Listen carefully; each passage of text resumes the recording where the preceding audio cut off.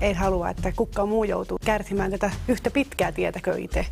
Vuosi vuodelta niin kun tuli huonompi, pahempi tilanne. Diagnoosia viivyttää potilaan kuuntelemisen puute.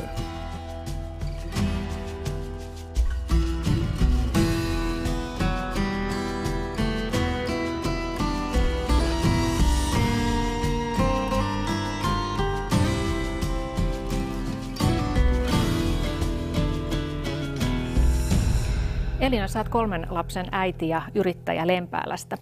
Ja sun elämässä on tällä hetkellä kaikki ihan hyvin, mutta kun olit parikymppinen, niin sun urheilullinen ja varsin ahkera elämäsi alkoi muuttua. Miten sä aloit oireilla? Silloin alkoi tulla semmoisia, että mitä ei välttämättä heti huomannut semmoisia asioita elämään. Esimerkiksi kun urheili, niin se ei tuntunutkaan enää mukavalta ja lihakset ei palautunut suorituksista ja alkoi selittämättömiä kuumeiluja tai sitten, että ei tullut, oli niin kuin kuumeinen, mutta ei kuitenkaan ollut semmoinen, että nousi kuume ja siitä tuli poskiontolo, tulehuskierre, tuli väsymystä ja sitten oli semmoisia palelukohtauksia ja että ei oikein tiennyt, että mistä se johtuu. No, vuodet kuluivat ja sä sait tosiaan lapsia, niin miten sä pärjäsit sitten kaikkien niiden oireiden ja lasten kanssa? No, ne raskaudethan itsessään pahensi ensin niitä oireita niin, että oli oikeastaan aika väsynyt ja sitä epäiltiin jo kaikkea masennuksesta lähtien. Ja no se oli joka ensimmäisen lapsen jälkeen oli tietenkin se paino-ongelma oli aivan hirveä, kun tuli paha mieli jo pelkästään ajatuksesta, kun oli 30 kiloa ylitetty painoa raskauden aikana ja en saanut sitä tippumaan. En sitten millään. Ja sitten oli vielä lisäoireena oli semmoinen, että tuli unettomuutta. Ja sitten mulla tuli ne päänsäryt ja olotila paheni ja ärtyneisyys tuli lisää. Luulen, että se unettomuus ja ne univaikeudet pahensi kaikkia oireita. Se tuli vielä sitten lisäksi 3. lapsen ootuksen myötä tuli migreeni oireet ja ne oli semmoiset, että niitä ei voitu millään selittää. No ennen kuin sitten syy kaikkiin näihin oireisiin löydettiin, niin mitä sä ajattelit itsestäsi? No ne ajatukset oli aina aika vahvasti sitten sitä, että minusta tuntui, että kaikkien muiden mielestä minä vaan näytän laiskalta ja läskiltä. Se on ihan puhtaasti ja juuri niin, että jos me käveltiin esimerkiksi Ideaparkissa käytävää pitkin ja siellä sitten minun mies ja meidän 3 lasta ja oltiin liikenteessä, niin siinä oli lähinnä semmoinen tunne, että kukaan ei kuulu joukkoon. Että oli ihan kamalaa kävellä siinä, kun kaikki vastaan tulevat ihmiset tuntuu, että ne katsoo vaan sitä, että onpas ihana perhe, mutta mitä tuo yksi tuossa vieressä lyllertää. Eli se itsetunto oli kyllä aika lailla matalalla siinä vaiheessa. Niin, sä oot hyvinkääläinen 2 lapsen äiti ja sullakin oireilu alkoi nuorena. Sä menit lukioon 9 ja 10 oppilaana, mutta sitten alkoi vaikeudet. Joo, itse asiassa silloin mä oikeastaan muutuin ihmisenä tietyllä tavalla. Mä tulin niin kuin jotenkin hitaammaksi ja paino alkoi nousee ja alkoi väsyttää ja palelemaan. Mä muistan, että mä aikaisemmin tykkäsin käydä viileässä suihkussa, mutta nyt tuntui, että piti laskea vettä tosi kuumaa ja silti tuntui, että paleli. Sitten niin kun siellä koulussa niin alkoi olla tosi vaikeaa se opiskelu, että tuntui, että ei mikään oikein mennyt jakeluun eikä pystynyt keskittymään eikä niin kuin suunnilleen jaksanut kävellä luokasta toiseen. Sullahan ne oireet sitten vaan jatkuu ja paheni, niin miten sua vuosien mittaan hoidettiin? Niin, no mulla niin kuin jotenkin niin kuin vaihteli aika paljon. Oli parempiakin jaksoja, mutta loppua kohden niin kuin ennen kuin sain diagnoosia, niin vuosi vuodelta niin kuin tuli huonompi, pahempi tilanne.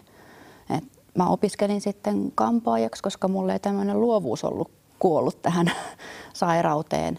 Mutta kyllä sitten mä sain aika nuorena myös lapset. Että vähitellen alkoi niin kuin huonontua olo, oikeastaan niin kuin masennus, ahdistuneisuus ja univaikeudet oli sitten niin kuin pahoja. Ja sitten niin kuin viimeisinä vuosina niin tuli myöskin niin kuin fibromyalgia-diagnoosia. Et mä olin niin kuin tosi lääkkeissä koko aika alta 30-vuotiaana. Silti niin kuin ei niin kuin ollut työkykyä enää. Mulla on niin kuin nyt yli 6 vuoden työkyvyttömyys takana. Mutta uskoit sä itsekin olevasi masennuspotilas? Sua lääkittiin siis masennuslääkkeellä? No siis mä välillä ihmettelin, että miten siellä mun taustalla voi olla niin pahoja ongelmia, mutta kyllä siinä niin kuin alkoi identiteetti kehittyä siihen suuntaan, että on niin kuin mielenterveyspotilas luki niin kuin tavallaan otsassa. Teidän kokemuksia yhdistää se, että te molemmat jouduitte kulkeen tosi pitkän tien ja kärsimään pitkään oireista ennen kuin te saitte sitten lopulta apua. Niin millaisia diagnooseja teille tehtiin? Masennus tulikin tässä jo, että molempia epäiltiin masennuspotilaiksi. Mitä muuta lääkärit tarjosivat syyksi oireille? No ne nyt oli lähinnä se, jäi päällimmäisenä mieleen itsellä se, että se oli, että ihan sama mitä itse meni kertomaan lääkärille, niin joka kerta sai vähän vastauksen, että ei sulla oikeasti mikään vaivaa.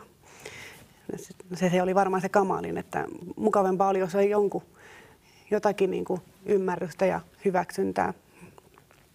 Se jäi niin kuin ensimmäiseksi mieleen näistä, mitä sieltä on saanut kätteen, mutta jos oli poskiontolotulehus, niin siihen tarjottiin antibioottikuuria antibioottikuurin perään, että ei sitä tutkittu, että mistä se johtuu. Teillä molemmilla oli ylipaino-ongelmana, että paino nousi koko ajan, niin oliko se sellainen syy sitten, mihin usein lääkärin vastaanotolla tartuttiin, että painoa pitäisi pudottaa? Tai yritittekö te pudottaa sitä itse? Mä oon ainakin kokeillut niin kuin erilaisiakin diettejä. Ja kyllä se niin kuin nuorempana oli helpompaa se painon pudotus, mutta aina vaan niin kuin vaikeammaksi meni. Ja lopulta enää niin kuin tuntui, että miten söi, kuinka paljon vai kuinka vähän, niin ei sillä ollut enää silleen. Se kävi tosi vaikeaksi ja itse asiassa viimeisin yritys oli niin kuin ketogeeninen dieetti, eli missä hiilihydraatteja vähennetään tosi rankasti ja se vasta saikin mulla niin kuin kaikki hormonisysteemit niin sekaisin, että se oli vikatikki. Että en suosittele kilpirauhaspotilaalle välttämättä tätä. Mulle lääkäri suositteli niin kuin monta kertaa, että jos tuota painoa saisi pudotettua, niin sitten se voisi vähän helpottaa niin kuin niitä muita oireita. Kun mulla taas tuli sitten, että oli nivelissä, että niveliä särki ja että muun muassa polvia särki ja toinen polvi leikattiinkin niin kertaalleen. En tiedä vieläkään, mikä sitä vaivasi, mutta että siihenkin sanottiin, että niin näihin nivelongelmiin niin auttaisi, kun pudottaisi painoa. Eikä siinä auttanut sanoa, että minä olen kyllä kaikkeeni yrittänyt. Liikuin välillä todella paljon ja jopa sitten, niin kun en enää itsekään uskonut, että kuinka se voi olla mahdollista, että niin minä lopussa ihan punnittiin ruokani ja mittasin, että söin varmasti oikean määrän ja silti se paino ei pudonnut. No teille molemmillehan tehtiin siinä sitten matkan varrella myös kilpirauhastestejä. Mites ne näyttivät? No kyllä niitä niin kuin tehtiin. Et itse asiassa silloin jo 16-vuotias kun mä olin, niin mulle sanottiin, että nämä nyt näyttäisi olevan vähän alakanttiin, että näitä pitäisi niin kuin tarkistella. Ja vuosien mittaan niin kuin muutaman kerran tarkistettiinkin, mutta kun arvot oli viitteissä, niin ei haluttu antaa sitten diagnoosia kilpirauhasen vajaatoiminnasta, vaikka niin kuin oireet oli aivan sen mukaiset. Mulle on vaan aina kerrottu, että ne on ihan normaalit ja nyt jälkikäteen, kun on sitten saanut ne arvot kätteen, niin sieltä on ihan selvästi löytynyt, että ne on ollut koko ajan alavireiset, että ne on ollut ihan siellä alarajoilla. No teillä molemmilla sitten loppujen lopuksi vuosien jälkeen todettiin kilpirauhasen vajaatoiminta. Miten se diagnoosi löytyi? Mulla tuli sitten semmoinen tämän 3. lapsen syntymän jälkeen, niin siitä 3 kuukautta minä ensin luulin, että tuli tämmöinen joku hormonimyrsky, mikä sai aikaiseksi semmoista, että mulla tuli paljon semmoisia iholle semmoisia näppyjä. Sain tosiaan sitten semmoisen lähetteen erikoislääkärille, joka sitten tämä erikoislääkäri olikin törmännyt tämmöisen sairauteen kuin Besetin tauti. Ja todettiin tämmöinen autoimmuunisairaus, joka minä ajattelin jo, että se on selitys kaikkiin minun oireisiin, kun siihen kuuluu, kun se on reumaperäinen sairaus, niin että siihen kuuluu niin kuin nämä minun nivelsäryt ja tämä käsittämätön väsymys ja kaikki. Minä olin jo niin kuin helpottunut, että nyt löytyi sille selitys sille minun sairasteluille. Mutta se ei ollutkaan niin. Se Besetin taudin oireet saatiin kuriin ja ne muut oireet siellä taustalla pysy. Mulla tuli semmoiset unihäiriöt, että ei tullut uni, vaikka halusi kuinka. Ja totta kai se pahentaa kaikkia oireita. Siinä lopussa alkoi olemaan jo niin pahat, että tuli sydänoireita, että sydän tuntui, että se jättää lyönnin välistä. Ja mä olin 30. Ei se ollut normaalia. Ja sitten sitä kautta minä sitten, niin kun minun ystävä sanoi, että sulla on tämmöinen kilpirauhanen palajatoiminta, niin sitä kautta sitten lähdin tutkimaan sitä asiaa. Se ystävä oli kokenut tämmöisen saman polun ja se kertoi mulle siitä ja minä sitten hänen opastuksella lähdin sitten ottamaan asiasta selvää ja pääsin semmoisen lääkärin heti, joka oli asiantunteva, joka hoiti minua, niin teki semmoisen kokonaisvaltaisen kartoituksen ja se otti kaikki asiat huomioon ja sen kautta sitten sain sitten tämän diagnoosin ja lääkityksen. Eli sulla todettiin se kilpirauhasen vajaatoiminta, vaikka ne arvot, oliko ne edelleen siis siellä viitearvojen sisällä vai oliko ne sitten mennyt jo ohi? No ne oli sitten jo mennyt vähäsen allekin niiden, mutta ne oli suurin piirtein, ne oli niin kuin, että ne vähän heittelee ne arvot. Mulla heittelee vuoden aikojenkin mukaan. Ja sulla aloitettiin sitten tyroksiinihoito, eli sä syöt T4-hormonia, koska sun oma kilpirauhanen ei tuota sitä tarpeeksi. Tästä on kysymys, eikö vaan? Kyllä. No Niina, miten sulla sitten löytyi se oikea syyn kaikille niille oireille, joita olit sieltä 16-vuotiaasta asti potenut? No mulla psykiatri sitten sanoi, että nyt nämä arvot on viitteestä ulkona. Mä olin silloin niin huonossa kunnossa, että mäkään en sitä tilannetta enää juurikaan muista, mutta siitä aloitettiin kanssa niin kuin tyroksin lääkitys. Mutta sullahan kävi sitten niin, että se tyroksiini ei auttanutkaan. Joo, mä en kokenut saavani siitä niin kuin mitään hyötyä, että niitä arvoja katsottiin ja ne oli lääkäreiden mielestä ok, mutta mulla edelleen oli nämä kaikki samat oireet. Ja itse asiassa sitten kun sitä annostusta nostettiin, niin ne oireet paheni. Muistatko sä, että kuinka pitkään sä yritit syödä sitä tyroksiinia? Kyllä sitä niin kuin parisen vuotta meni. No miten sä sait sitten avun? Oikeastaan niin kuin, mä olin niin selkä seinää vasten tässä jutussa, että kun sitä yritettiin sit nostaa sitä annostusta ja se ei niin kuin tepsinyt. Ja mä olin niin huonossa kunnossa, että mä olin jo tosiaan niin kuin luovuttamassakin, mutta sitten mä sain jostain niin kuin voimia alkaa niin kuin selvittelee asioita itse. Ja mä hakeudun sitten sosiaalisessa mediassa vertaistuen piiriin. Sieltä sain niin kuin tietoa, että mistä voi olla kysymys. Mä sitten teetin itselleni tarvittavia kokeita, mitä ei pysty teettämään niin kuin sitten julkisella puolella tai normilabroissa, ja ulkomaisia labroja piti käyttää. Ja sitten nämä tulokset vahvisti sen, mitä mä olin epäillyt. Eli mitä sä olit epäillyt? Mä olin epäillyt, että tämä hormoni, T4-hormoni, ei tehokkaasti muunnu aktiiviseksi T3-hormoniksi, joka on se, mikä siellä kudostasolla sitten hoitelee näitä kilpirauhashormonin tehtäviä. Ja näin se oli sitten. Mulla oli semmoinen inaktiivinen hormoni kuin RT3 suhteessa sitten tähän T3-hormoniin koholla. Tämä on niin kuin semmoinen vähän epäsuora markkeri toisaalta tämä RT3-hormoni. Se kertoo tämän tietyn entsyymin niin kuin toimintatasosta, jos sitä on siellä paljon. Se on sama entsyymi, mikä tuottaa T4-hormonista tämän RT3-hormonin ja sitten se myöskin niin kuin muuttaa tätä aktiivista T3-hormonia T2-hormoniksi.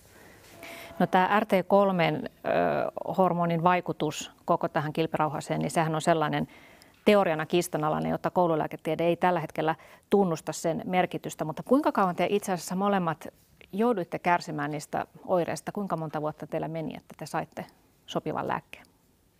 Eli mulla oli suurin piirtein 10 vuotta semmoisia, mistä voi sanoa, että tosiaan se poskiontelotulehus esimerkiksi, niin siitä olen sitten kärsinyt tosiaan ihan kroonisesti sen viimeisen 10 vuotta. Se ei ole poistunut vieläkään, että voi sanoa, että mulla on tosiaan sen aikaa ollut niitä oireita enemmän tai vähemmän. Oikeastaan mä jouduin kärsimään oireista 14 vuotta. No te molemmat olette kertonut, että te saitte lopulta sitten avun funktionaaliselta lääkäriltä. Eli Kerrotaan, että funktionaalisilla lääkäreillä tarkoitetaan sellaisia lääkäreitä, jotka tarjoavat myös vaihtoehtolääkitystä ja katsovat potilasta ikään kuin kokonaisuutena ja ottavat myös ruokavalio huomioon. Mitä te arvelette syyksi sille, että miksi aikaisemmin niin sanotusti perinteiset lääkärit eivät osanneet teitä auttaa? Mun mielestä niin kuin ruokavalio on niin kuin tosi isossa osassa. Ne saa paremman avun ne ihmiset, joilla niin kuin räätälöidään se ruokavalio. Ja myöskin otetaan käyttöön tarvittavia lisäravinteita, mahdollisesti yrttihoitoa. Mutta siitä pitää myöskin niin kuin huomioida niin kuin muut tekijät, mitkä siellä taustalla saattaa olla vaikuttamassa, että se hoito saattaa estää sen niin kuin hoidon, esimerkiksi jos on liian alhaiset raudat, B12-vitamiinipuutos tai jos niin kuin kortisolihormoni on yläkanttiin tai alakanttiin. On paljon tämmöisiä tekijöitä, myöskin suolisto-ongelmat ja esimerkiksi krooniset infektiot. Mitä sä arvelet syyksi sille, että apu tuli niin myöhään? Varmaan se, että me olen aina ollut kuitenkin kovin aktiivinen ihminen ja semmoinen energinen ihminen, niin vaikka me oli vähän huonommassa kunnossa, niin me oli varmaan silti keskimääräistä energisempi ihminen joidenkin lääkäreiden silmissä, koska monta kertaa sain kuulla, että kyllä siellä näytät ihan terveeltä. Matti Välimäki, olet hoitanut kilpirauhaspotilaita 40 vuotta. Miksi kilpirauhasen vajaatoiminta on niin vaikea tunnistaa, että Elina ja Niinakin tässä niin joutuivat vuosia kestämään niitä oireita ennen kuin heillä löydettiin se oikea diagnoosi? Kokonaisvaltaisen potilaan kuuntelemisen ja tutkimisen puute on ensimmäinen asia, joka tätä diagnoosia viivyttää. Näissä molemmissa potilaskertomuksissa, joita tuolla kuuntelin, tulee ilmi tämä, että lääkärillä ei ole ollut aikaa paneutua potilaan ongelmaan riittävästi. Toinen asia on se, että laboratorio määrää lääkäreiden ajattelua. Kaikki, mikä on viitearvoissa, on normaalia ja sairaudet alkavat vasta viitearvojen ulkopuolella. Ja kolmantena minusta käsittämätön asia, että kilpirauhashormonihoitoa, tyroksiinihoitoa pidetään hyvin vaarallisena. Sen miettimistä saatetaan vuosia miettiä. Sen sijaan jotain kolesterolilääkettä, joka aiheuttaa hyvin helposti sivuvaikutuksia, sitä kirjoitetaan varsin helposti, jos arvot pikkusen ylittävät tavoiterajat. No mihin kaikkeen kilpirauhanen itse asiassa vaikuttaa ihmisen kehossa? Kaikkeen. Kilpirauhashormonien tehtävä on säätää aineenvaihdunnan kierroksia eri elimissä.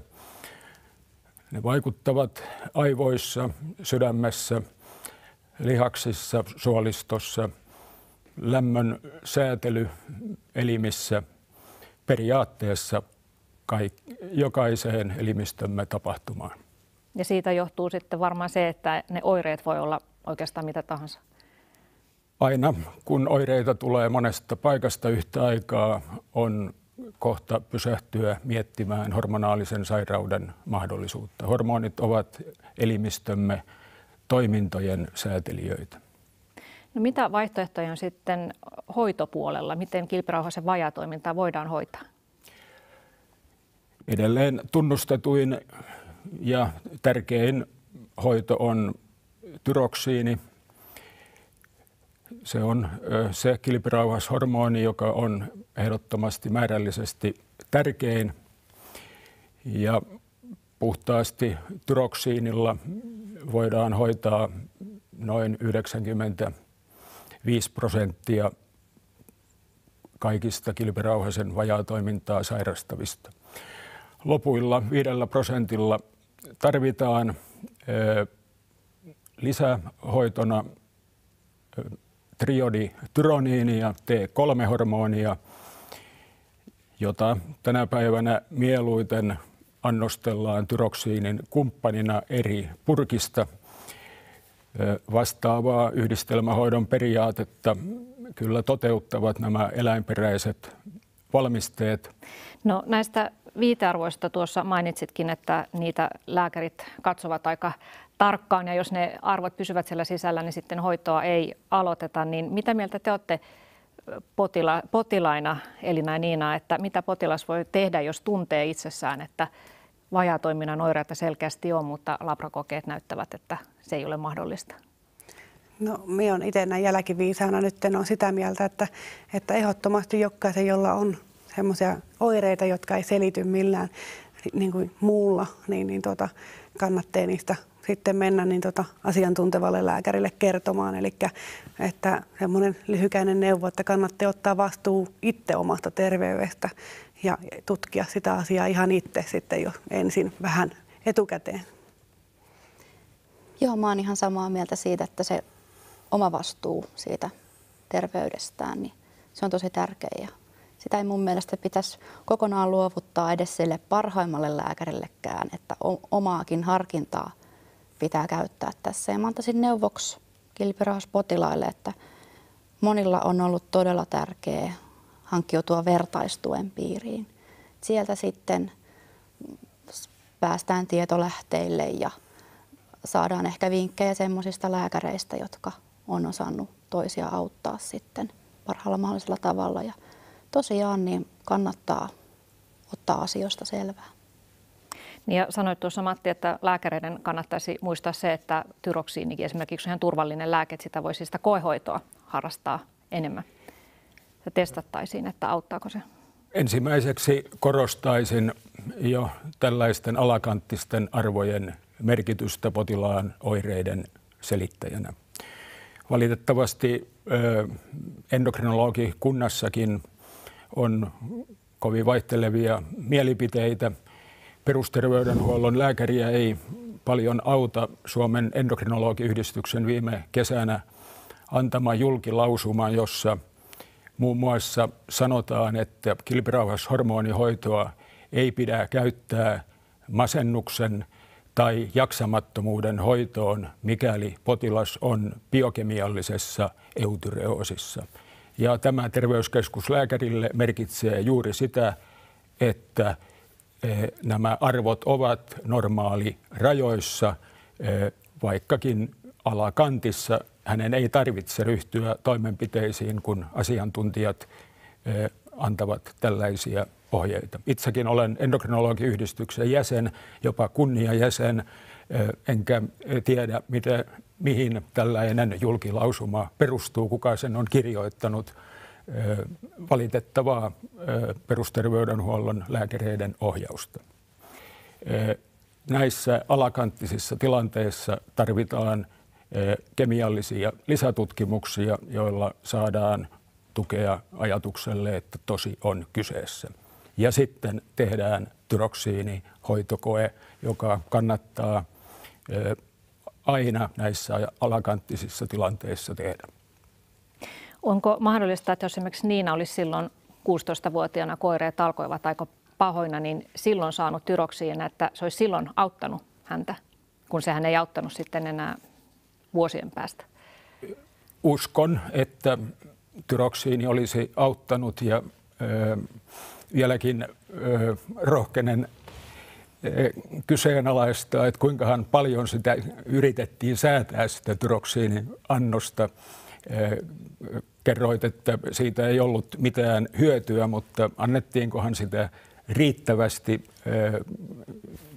Tämmöinen ajatus syntyi sinua kuunnellessani. No kyllä sitä yritettiin säätää, mutta kun sitä yritettiin säätää ylöspäin, niin oireet paheni. Enhän mä voinut kestää semmoista kokeilua sitten enää siinä vaiheessa. Ja onko korttisoinin puutos poissuljettu? Ei, mulla on ollut sitä ja itse asiassa sitten kun mulla on käytössä tämä pelkkä liotyroniin eli T3-hormoni, sekään ei lähtenyt ensin toimimaan. Mutta sitten kun mä sain hormonikorvaushoitoa tähän kortisolin alakanttisuuteen, niin sitten se lähti toimimaan. Mutta sitten taas mulla yritettiin myöskin sitten yhdistelmähoitoa. Ja mä kuulun siihen porukkaan, jolla ainakin niin kuin toistaiseksi näyttäisi olevan tilanne se, että mun kroppa ei siedä niin kuin yhtään minkäänlaista T4-hormonia. Tämmöinen porukka on olemassa. 2 viikon päästä niin minä sanoin jo, että mä olen niin kuin uusi ihminen. Elina, kun sä vajaa vuosi sitten aloitit tyroksiinihoidon, niin mitä tapahtui? No siitä voi kyllä sanoa, että kaikki muuttui hyvin nopeasti. Totta kai se oli helpotus, pelkkä diagnoosi, että vihdoin joku kuuntelee ja sai sen. Ja ihan parissa päivässä niin alkoi tulla positiivisia vaikutuksia. No en tiedä, onko ne niin kuin henkisen puolen, mutta aloin välittömästi niin kuin nukkumaan paremmin. Ja kun sai paremmin nukuttua, niin sitä kautta tietenkin sitten niin olin päivällä vähän pirteämpi. Ja voi sanoa, että 2 viikon päästä niin minä sanoin jo, että mä olen niin kuin uusi ihminen, vaikka eihän silloin oikeasti ollut vielä ihmeitä tapahtunut. Mutta ne pahin aivosumu ja ne pahimmat jäykkyydet oli. Ja se pahin univaikeus oli jo pois. Niin silloin se tuntui jo, että elämä voittaa. Ja sulla alkoi painokin pudota sitten ja aloit urheilla taas enemmän. No siinä kävi sitten niin, että kun saatiin tämä lääke niin kuin nostettua oikealle tasolle ja sen jälkeen alkoi tosiaan tulla semmoinen olo, että on jo hyvä olla ja uskalsin lähteä kokeilemaan sitten tämmöistä painonhallintaohjelmaa, koska mulla ei itsestään sillä tyroksiinilla niin kuin tipahtanut paino, vaan sitten uskalsin lähteä tämmöisen painonhallintaohjelman kokeiluun ja 8 viikon aikana, kun minä sitä painonhallintaohjelmaa noudatin, niin silloin sain pudotettua heti 14 kiloa painoa. Niin, että sulla tosiaan on radikaalisti elämä erilaista kuin silloin pari vuotta sitten, jos verrataan niihin aikoihin.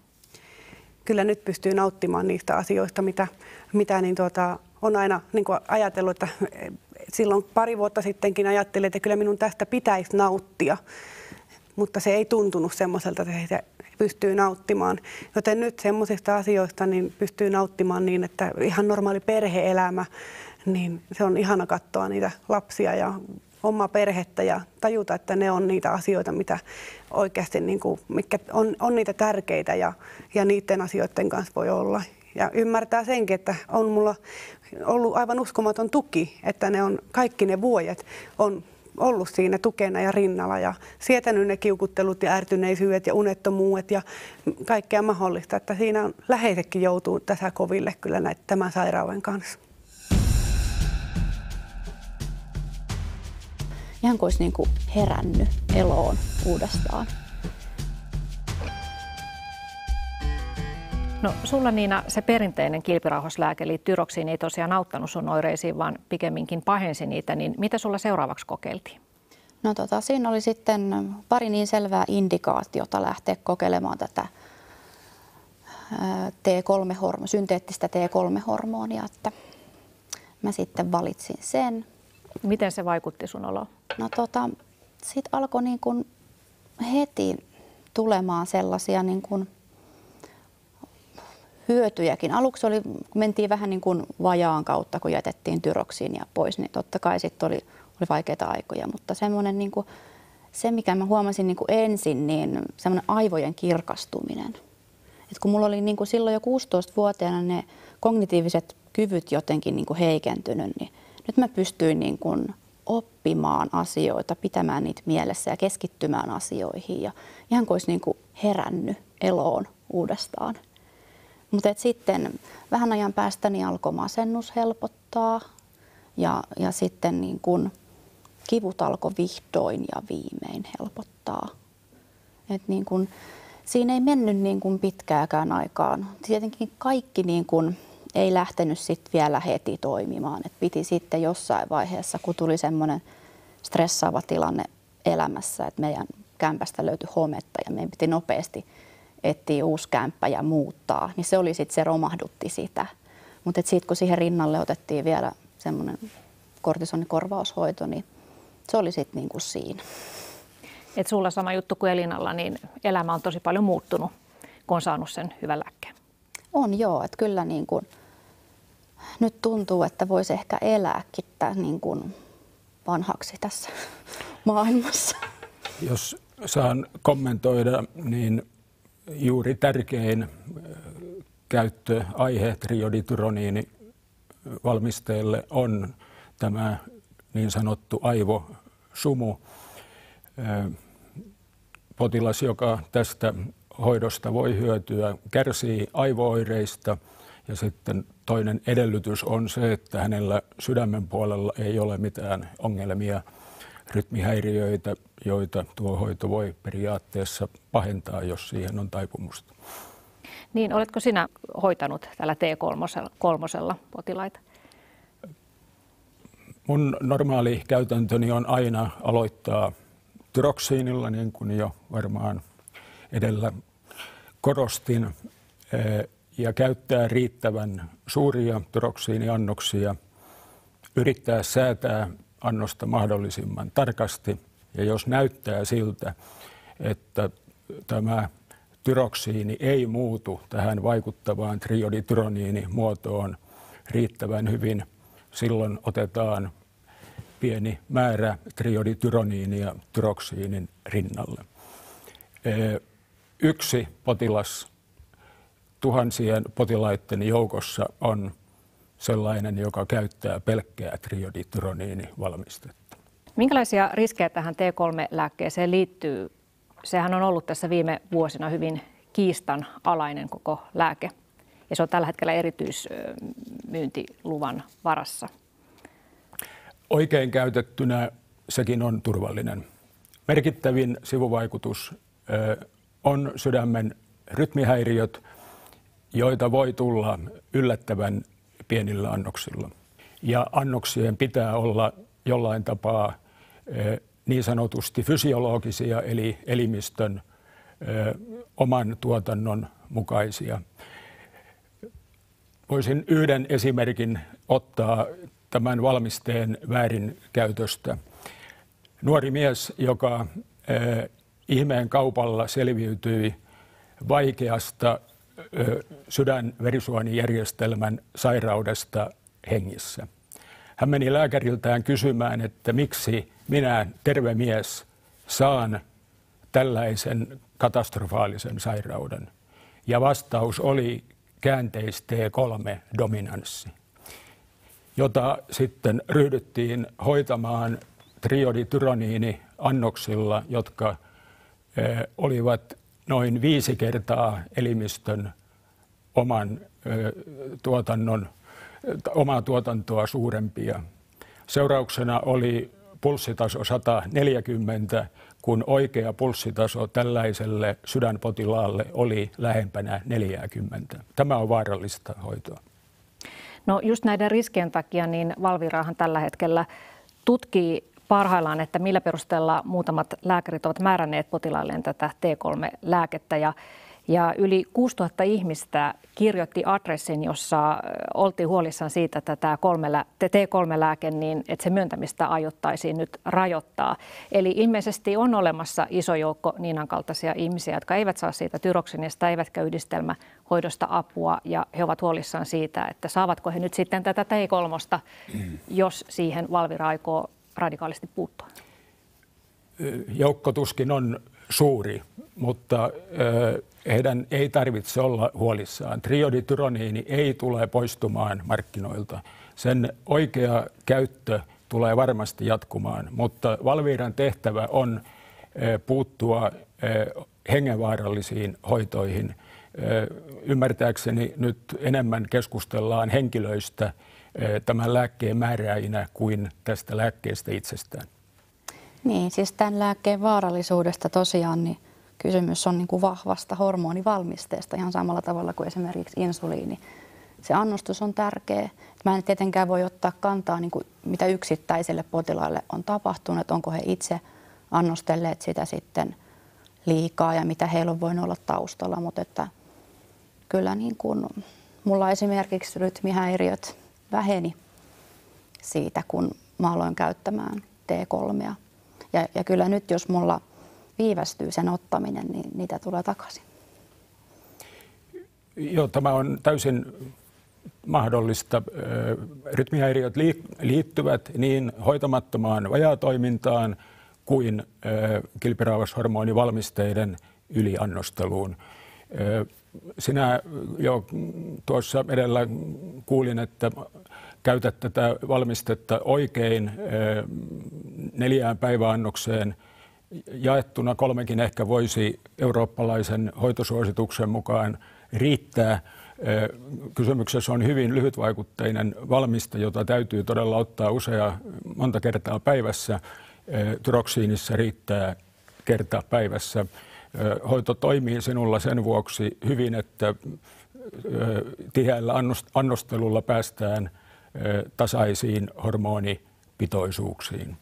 Mutta että lääkäri tietoisesti määrää 5 kertaa niin paljon triodityroniinia kuin elimistö suurimmillaan tuottaa, se on vaarallista ja virheellistä toimintaa. No, moni näistä T3-lääkityksellä olevista on kertonut, että he on voinut jättää useita muita lääkkeitä pois. Sullakin, Niina, taisi olla niin, että sun lääkearsenaali on pienentynyt. No mä laskeskelin tuossa, että niin kun ainakin 6 eri lääkettä on voinut jättää pois. On masennuslääkkeitä, psyykelääkkeitä, vahvoja kipulääkkeitä, pahoinvointilääkkeitä, että niin kun, rauhoittavia ja unilääkkeitä. Mihin tämä voi perustua, että se T3 on sitten niin tehokas, että muita lääkkeitä sitten paljon tarvitaan? Mä korostaisin, että tämä sama asia voidaan kertoa tyroksiinista. Pelkällä tyroksiinilla olevista potilaista moni masennuslääkkeen käyttäjä pääsee tästä vanhasta lääkityksestään täysin eroon. Ei se ole nyt pelkästään se triodityroniini, vaan kyllä tyroksiinikin auttaa pääsemään irti masennuslääkkeistä. Onko sulla jotakin lääkkeitä, mistä olet päässyt eroon tyroksiinin kautta? Mulla ei ole ollut mitään säännöllistä lääkitystä ennen niin näitä, että ne oireet oli semmoisia, että niihin ei ollut mitään lääkettä mulla. Että ne oli niitä poskiontelotulehduksia ja semmoista, että ne aivosumut ja muut ja ne kivut, niin ne oli ihan normaali särkylääkkeitä.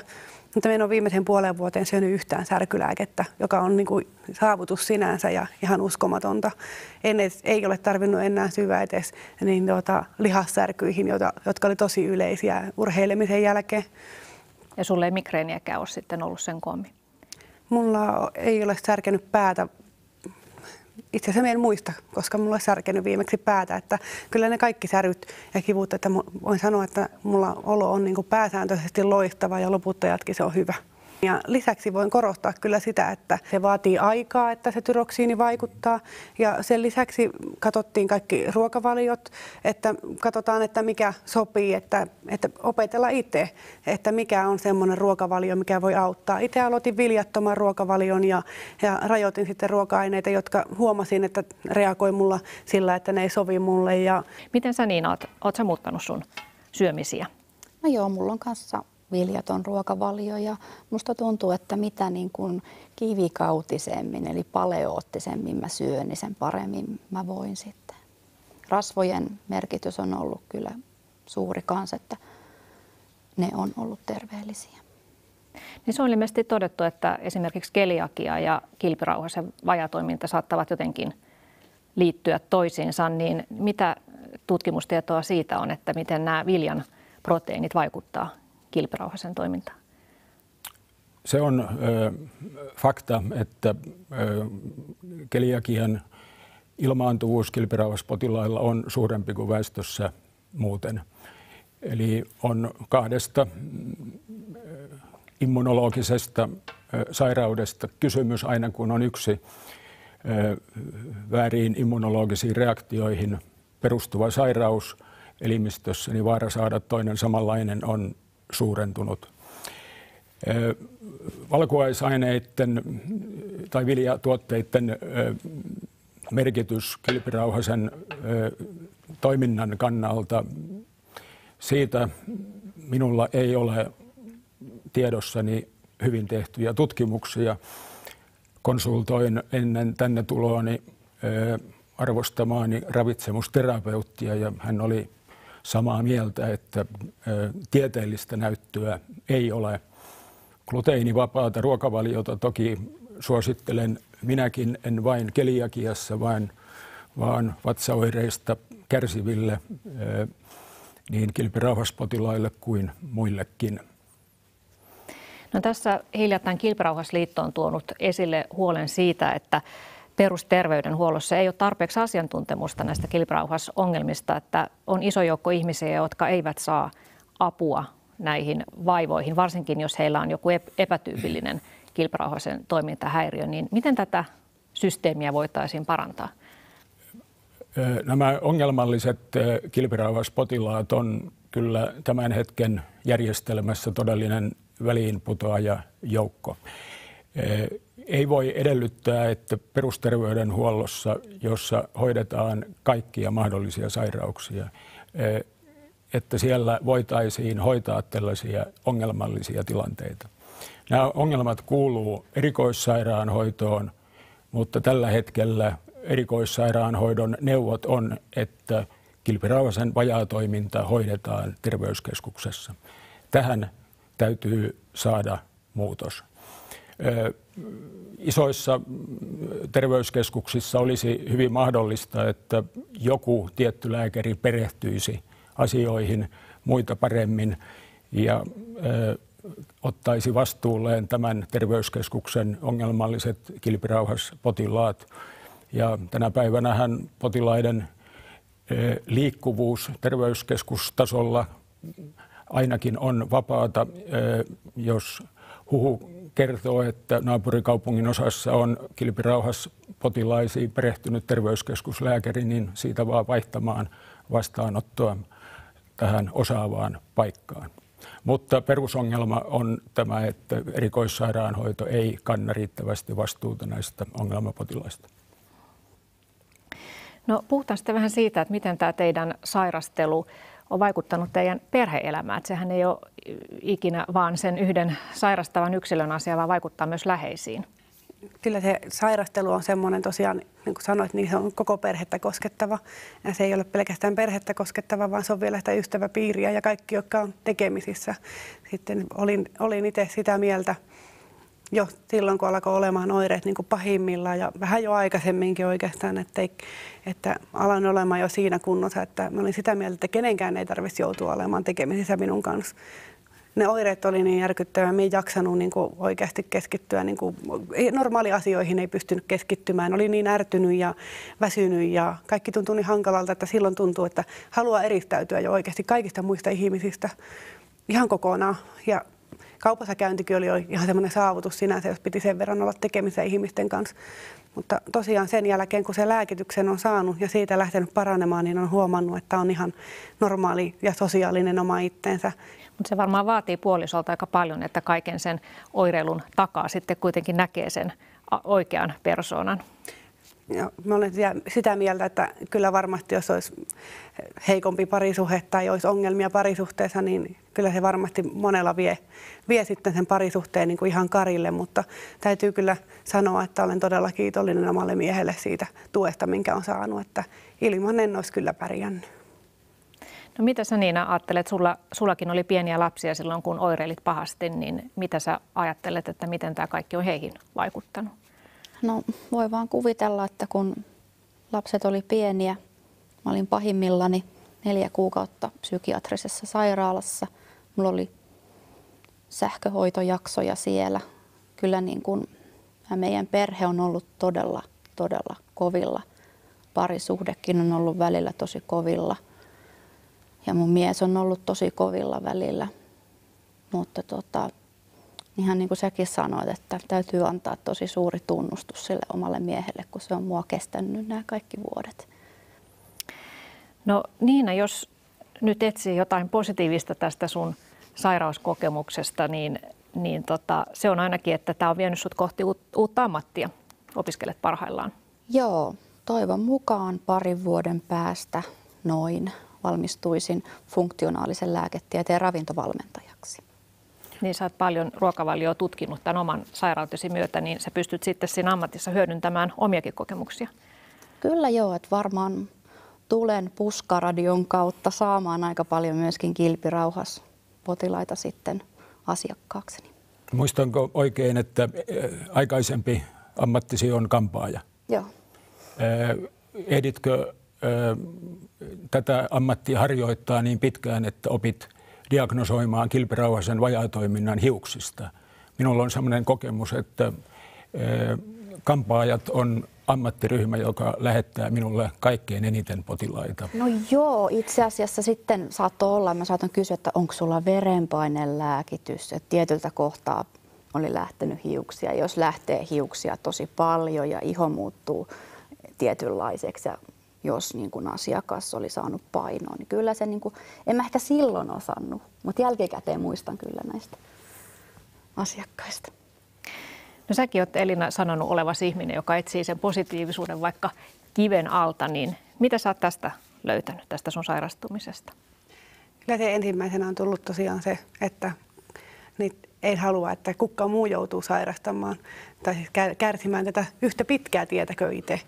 Että jos on niin kuin joku hyvä tullut, niin se, että ymmärtää niitä toisia ihmisiä ja se halu auttaa on sitten löytynyt kyllä niin kuin sieltä. Ja sitä kautta onkin sitten, kun on lähtenyt se toipuminen niin nopeasti ja sitten kun se kunto kehittyi, niin kehittyi myöskin semmoinen ajatus minun mielessä, että me lähtisin vihoja viimein sitten yrittämään Pirkanpyöräilyn 34 kilometrin matkaa rullaluistimilla. Ja tämän haasteen, kun itselleni laitoin, niin ajattelin siitä samalla, että jos me pystyisinkin tekemään siitä semmoisen sitten, että mihin voi vähän muutkin osallistua omalla tavallaan. Ja lähdettiin yhteistyöhön sitten Kilpirauhasliiton kanssa kehittämään tämmöistä kampanjaa. Eli se on niin kuin Hanki diagnoosi, hanki elämä -kampanja sai sitten näin niin kuin alkunsa. Ja nyt sitten kesäkuun 8. päivä olisi sitten se koitos, että pääsenkö silloin rullaluistimilla, ja se on ideana, että nyt vähän haastetaan muita ihmisiä sitten tähän mukaan ja halutaan tuoda tällä lailla tietoiseksi tätä asiaa, tätä koko kilpirauhassairautta ja sitten hakea tukea sille Kilpirauhasliiton toiminnalle. Että olisi mahdollisimman vähän niitä ihmisiä, niin kuin itse, että kärsii näistä oireista sen takia, ettei tiedä, että mitä nämä oireet on, kun siihen ehkä olisi joku ihan, voi joskus jopa todella yksinkertainen lääkitys niin kuin mulla.